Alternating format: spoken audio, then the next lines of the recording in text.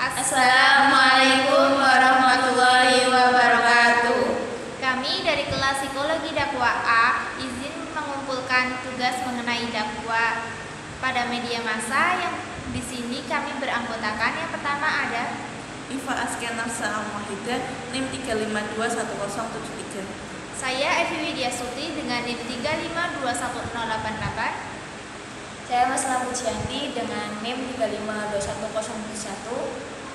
Di sini kami akan menyampaikan video mengenai dampak penggunaan gadget terhadap anak-anak. Selamat menonton. Cara mengatasi kecanduan gadget yang pertama yang paling ampuh adalah mematikan wifi di rumah. Penggunaan wifi di rumah biasanya ditujukan agar kita bisa lebih menghemat ketersediaan kuota yang ada pada gadget kita. Coba mulai hentikan langganan wifi di rumah dan hanya pergunaan kuota internet. Dengan ini kita bisa lebih terbatas dalam penggunaan gadget setiap hari. Yang kedua, gunakan hanya satu media sosial saja. Seringkali kita memeriksa media sosial padahal tidak ada notifikasi apapun. Habiskan banyak waktu, kita terlihat sibuk sendiri dengan aktivitas dunia maya.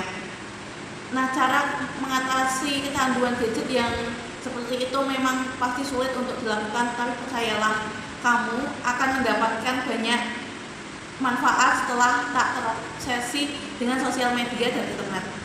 Selanjutnya, ketiga, jangan pergunakan powerbank. Dengan membawa powerbank setiap saat tentu bermanfaat jika gadget yang kita miliki tiba-tiba kehabisan daya saat dibutuhkan. Yang keempat, matikan gadget 1 jam sebelum tidur.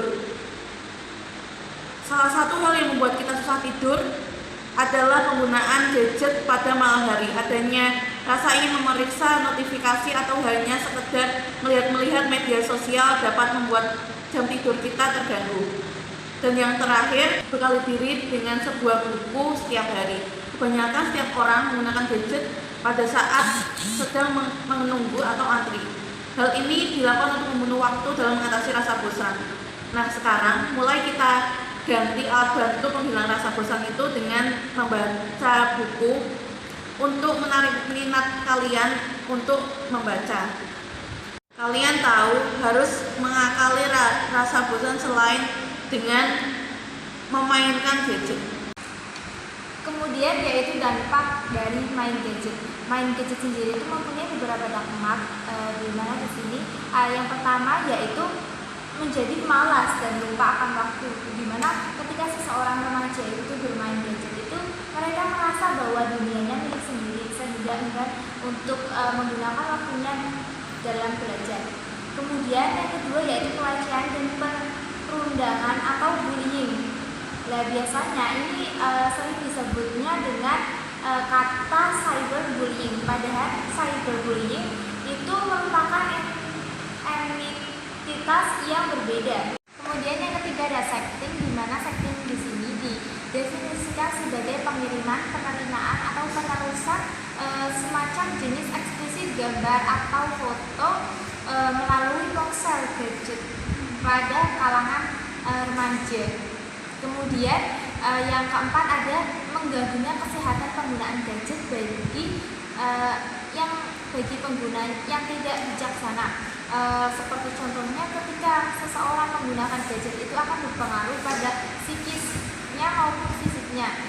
Penalaran yang mereka gunakan terhadap otak juga akan berpengaruh melalui pengedaran darah. Dampak negatif gadget bagi anak-anak. Gadget adalah media yang digunakan sebagai alat komunikasi modern. Perkembangan zaman sudah semakin maju dan pesatnya kemajuan teknologi membawa sebuah manfaat, namun memiliki masalah yang cukup serius bagi tumbuh kembangnya pada anak-anak ataupun usia remaja. Pada zaman sekarang, tak jarang sekali anak-anak yang menggunakan atau bermain dengan gadget, melainkan sebaliknya. Banyak sekali anak-anak yang menggunakan gadget untuk bermain dalam kehidupan sehari-hari.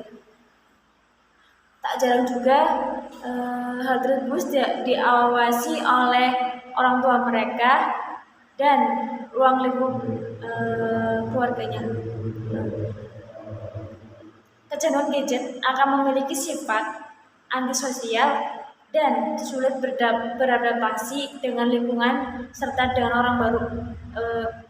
Menurut statistik Lembaga Riset Pemasaran Digital bahwasanya pada tahun 2018 jumlah penggunaan aktif smartphone di Indonesia lebih dari 1 juta orang. Dan hal tersebut Indonesia akan menjadi negara keempat yang aktif di dunia setelah negara Cina. Selain itu, ada beberapa manfaat gadget bagi anak-anak ataupun bagi usia remaja, yaitu sebagai media pembelajaran, media komunikasi, dan media edukasi.